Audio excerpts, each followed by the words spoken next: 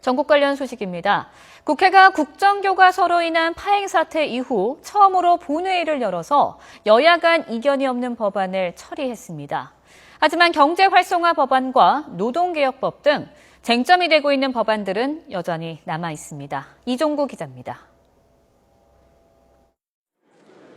국회가 모처럼 본회의를 열어 30여 개 법안을 처리했습니다. 지난 3일과 5일로 예정됐던 본회의가 국정교과서 문제로 취소됐다가 뒤늦게 열린 겁니다.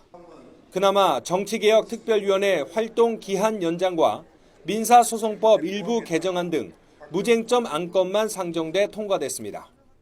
이가 없으시면 가결되었음을 선포합니다.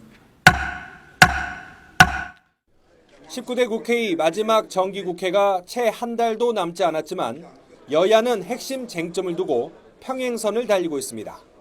새누리당은 근로기준법과 고용보험법 등 노동개혁 5대 법안 처리가 경제 활성화를 위해 시급한 것으로 보고 있습니다.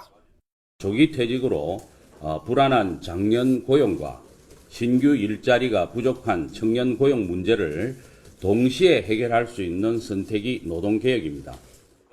하지만 새정치연합은 근로자의 임금을 깎고 고용 안전성을 떨어뜨린다며 반대하고 있습니다.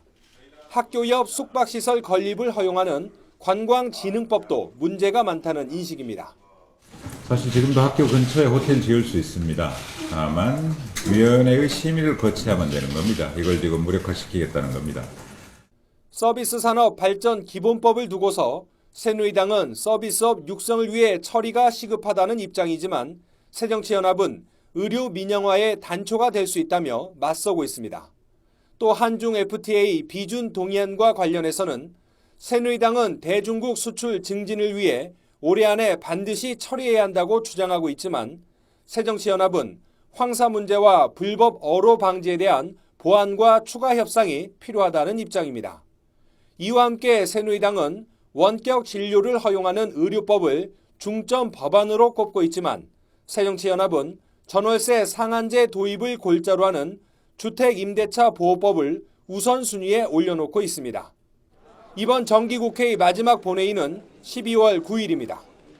이때까지 여야가 극적 타결에 이르지 못하면 핵심 쟁점 법안 처리는 연말 전국의 뜨거운 감자가 될 것으로 보입니다. YTN 이종구입니다.